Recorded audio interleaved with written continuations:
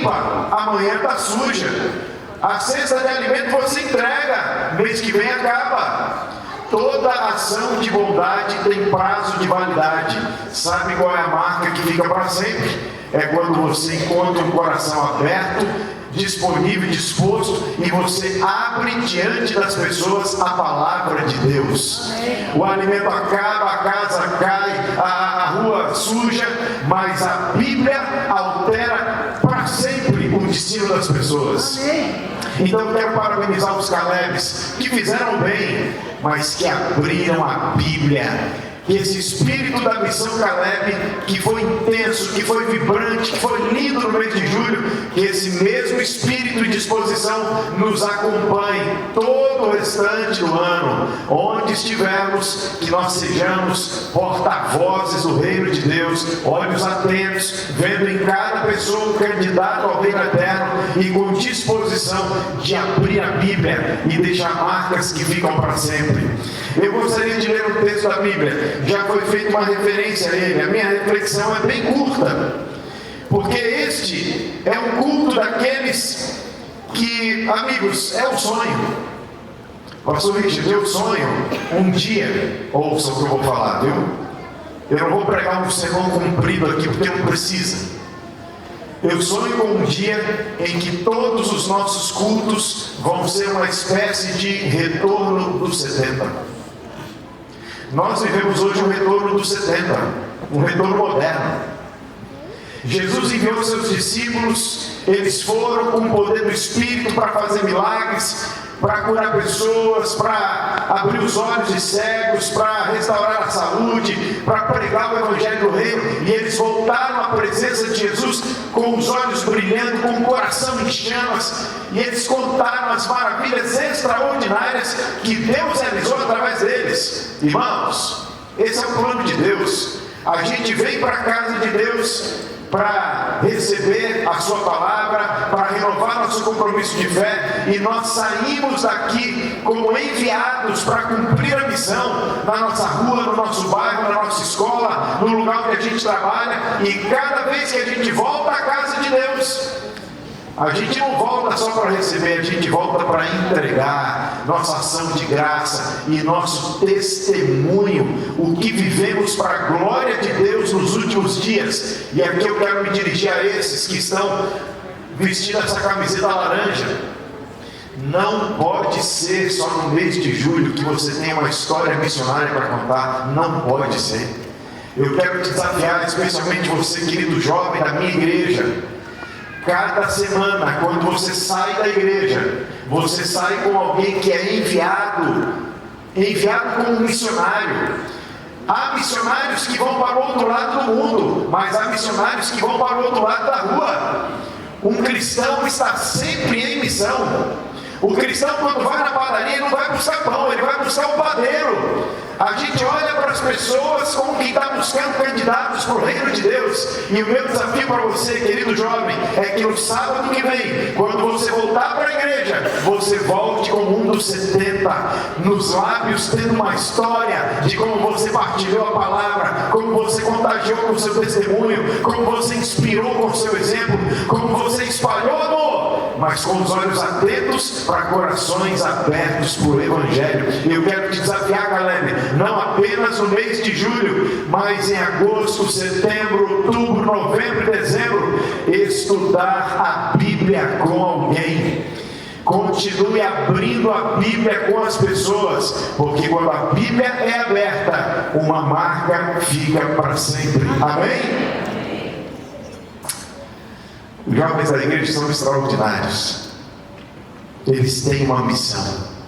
E eu acredito que essa é a geração que vai ver o Senhor Jesus voltando nas nuvens dos céus. O texto bíblico, Mateus capítulo 5, a referência foi feita. Eu gostaria de ler a partir do verso 14. Gostei muito, a Camila dirigiu aqui uma dinâmica muito especial da luz. Isso é uma bênção. Eu gostaria de visitar esse texto aqui para nossas considerações finais antes de a gente se despedir como enviados de Deus para esse mundo. Mateus capítulo 5, verso 14: vocês são a luz do mundo. Não se pode esconder uma cidade situada no alto de um monte, nem se acende uma lamparina para colocá-la debaixo de um cesto, mas num lugar adequado, onde ilumina bem todos os que estão na casa. Observe o verso 16: assim brilhe também a luz de vocês diante dos outros, para que vejam as boas obras que vocês fazem e glorifiquem o Pai de vocês que está nos céus. Deixa eu falar uma coisa chocante para você. Para mim, esse texto fala de salvação pelas obras. Não, pastor, isso não existe na Bíblia. Calma. Era só para você ficar atento. Claro, eu não estou falando de salvação pelas obras daquele tipo, não é? Que você faz uma coisa, você faz o bem, e aí Deus olha para você e fala: agora você fez uma coisa legal, então você merece ser salvo. Não, isso não existe não. Não tem nada de bom que você possa fazer que como retribuição Deus lhe dê salvação. Não. A salvação é algo que não se compra. A salvação não é algo que se ganha como recompensa por nada que a gente possa fazer. Eu gosto da história daquele pai que estava passeando com o seu garoto lá na capital dos Estados Unidos, em Washington. E se você já foi a Washington, você sabe que tem um lugar bem bonito ali no meio da cidade, tem um obelisco, tem um monumento, 125 metros de altura, uma estrutura de granito e mármore. É uma estrutura bem bonita, é um ponto turístico da cidade. E a história diz que o garoto estava passeando com o seu pai e ele achou bonito o monumento, puxou a mão do pai e disse assim: pai, eu achei bonito aquele monumento, eu quero comprar. As crianças são especiais, né? O pai achou legal a conversa do filho, falou: é mesmo, filho, quanto você tem? O garoto botou a mão no bolso e ele tirou uma moeda de 25 centavos. Falou: tá aqui, ó. Você quer comprar? Sim. Então vai falar com o guarda ali, acho que ele que resolve essas coisas aí. E o garoto foi lá: é ele? Então tá bom. E o garoto foi lá, falou: moço, apontou para o obelisco e falou assim: quero comprar. E mostrou a fortuna de 25 centavos. O guarda se abaixou, olhou para o garoto na altura dos seus olhos e disse: filho, em primeiro lugar, não está à venda. Em segundo lugar, tudo que você tem não é suficiente para comprar. Mas em terceiro lugar, como cidadão americano, ele já recebeu. Assim é a salvação. Não está à venda. Mesmo que estivesse, tudo que você tem não seria suficiente. O profeta Isaías fala que mesmo as nossas boas obras, nossas tentativas, o nosso maior esforço diante de Deus é fracasso. Não passam de trapos de imundície. E não me peça para explicar. Tudo que você faça, mesmo em 1000 vidas de santidade, nunca seria o bastante para comprar a salvação. Mas, em terceiro lugar, se você estendeu a sua mão vazia na direção do Calvário, pela graça de Deus, pelos méritos de Jesus, a salvação já é sua. Amém? Então a salvação não é assim: eu faço algo bom e Deus me salva. Não é assim. Tá bom, pastor, então por que esse texto fala de salvação pelas obras? O texto diz que a gente pratica boas obras, mas o texto não diz que Deus me salva por causa das minhas boas obras. O texto diz que eu pratico boas obras, uma luz se acende e alguém glorifica o Pai. Quando você pratica uma ação de bondade, uma luz se acende, os olhos se abrem, a atenção é voltada para a direção certa. É quando você pratica o bem e não vai embora depressa. Você fica ali mais um pouquinho, você faz a conversa render, e as pessoas perguntam: mas por que você fez? De onde você veio? Qual é a razão de estarem aqui? E você diz assim, como a Camila falou, né? É Deus. Você aponta para a direção certa. Quando o Filho de Deus faz um ato de bondade, pratica uma boa obra, Deus usa essas boas ações para acender uma luz e revelar a glória do Pai. Por onde você passou, distribuindo alimento, limpando casa, reformando casa, limpando praça, luzes foram acesas, os olhos se voltaram na direção correta, o coração se abriu para conhecer as verdades do reino, e uma ação de bondade pode ser uma semente. A palavra chega naquele coração aberto para o Evangelho, e aí a salvação acontece. A Bíblia diz que você é a luz do mundo. Mas eu preciso encerrar minha reflexão te fazendo um desafio. Querida igreja, aqui em Rio Preto, eu tenho que te fazer um desafio. A Bíblia diz que a gente é luz do mundo, mas alguém nos convenceu de que ser igreja é esconder a luz que a gente tem dentro de 4 paredes, de um ambiente climatizado, com assentos confortáveis. Tem gente que vive igreja, vindo 1, 2, 3 vezes por semana para os ambientes de culto, e aqui, e eu vou falar com muito carinho e muito respeito, aqui a gente fica mostrando a nossa luz um para o outro. O que é luz na Bíblia? Luz na Bíblia tem muitos significados. Luz é presença de Deus, luz é intervenção divina, luz são oportunidades, são portas abertas, luz são dons, são habilidades que a gente recebe, luz é conhecimento. Na Bíblia, luz significa muita coisa. Você já recebeu luz. Mas a tentação que a gente corre é vir a cada semana para este lugar, ou para as nossas congregações espalhadas por essa cidade e por essa região, e a gente fica aqui, escondido dentro dessas 4 paredes, mostrando luz um para o outro. É um que canta bonito, é um que fala bem, é um que organiza com habilidade, é outro que recebe com carinho, e a gente fica aqui, ó, nessa caixinha iluminada. Mas será que foi para isso que Deus nos deu luz? Eu morei em Brasília 9 anos. O pastor Richard e a Débora também moraram por ali um bom tempo. Eu morava na Asa Sul. E para eu chegar em casa, a última curva que eu fazia era um semáforo. E tem uma noite que eu estava voltando para casa, já era umas 9h30, lá para 10 horas da noite, e eu parei naquele semáforo. Era um semáforo que dava acesso a uma avenida mais movimentada, então quando parava ali, demorava. Parei.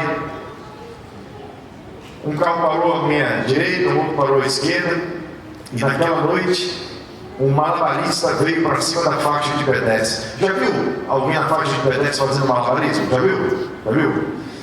Eu já tinha visto muita coisa, eu já tinha visto fazer malabarismo com faca, com argola, com bola de tênis. Agora foi a primeira vez que eu vi com tocha. Estava de noite e realmente o número do camarada era muito legal. Eu lembro que ele começou com 2 tochas, mas daqui a pouco ele puxou uma terceira, alguém mandou uma quarta, quinta, eu contei até a 6ª. E o garoto era extremamente habilidoso. Eu acho que ele percebeu que todo mundo estava vidrado no show dele. Eu mesmo olhei para os lados assim, e os motores de olhos arregalados pareciam com a respiração suspensa de trás do volante. Eu fiquei encantado. Eu acho que o garoto percebeu. Ele ficou empolgado. Agora, só um parênteses na minha história aqui. Quando ele saiu de casa e falou assim: mãe, eu vou lá para o semáforo. Qual era o objetivo dele ir lá para o semáforo? Qual que era? Ganhar dinheiro. É isso, né? Tá, só para continuar a história. E aí ele estava lá, percebeu que todo mundo estava achando bonito um show dele, e ele começou. E eram 6 tochas, e ele habilidosamente começou a jogar mais alto, e jogar mais rápido, e tinha controle de todas elas, e nenhuma escapava das suas mãos, e ele estava lá no ápice do show.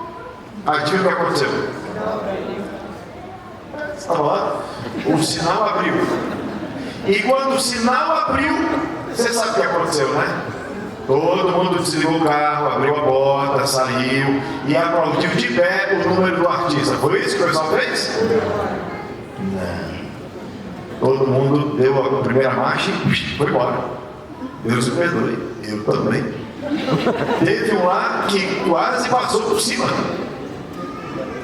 Naquele curto trajeto entre o semáforo e a minha casa, eu fiquei paralisado no semáforo, pensando no garoto, pensando em mim e pensando na minha igreja.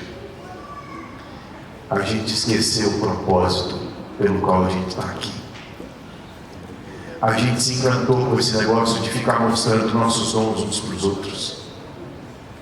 A gente parou nessa página de esconder a nossa luz nas nossas caixinhas iluminadas. A gente esqueceu que o propósito pelo qual Deus nos concede luz não é para a gente ter luz, é para a gente ser luz.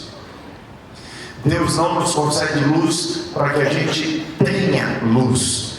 Deus nos concede luz para que a gente seja luz. Se você é luz, isso não se esconde quando você chegar no trabalho. Se você é, isso não pode ficar escondido quando você entra na sua sala de estudos. Se você é, isso não se disfarça na sua vizinhança. Se você apenas tem, dá para esconder. Se você apenas sabe, dá para guardar. Mas se você é, isso sai pelos poros. Isso se denuncia pela fala. Se você é luz, dá para ver de longe. Dá para ver. O plano de Deus, o sonho de Deus, é que cada vez que você entrar na igreja, você entre para receber a palavra, para renovar seus compromissos com o céu, mas que ao sair da casa de Deus, você saia como um missionário, você saia para iluminar, você saia para mudar histórias, você saia para partilhar o que conhece da palavra, você saia para deixar marcas para sempre. Esse é o meu desafio para você. Havia uma igreja que colocava uma inscrição na porta de entrada, de uma placa pelo lado de fora e uma placa pelo lado de dentro. Uma placa você lia quando entrava, uma placa você lia quando saía. Na entrada você lia assim: aqui entramos porque amamos a Deus.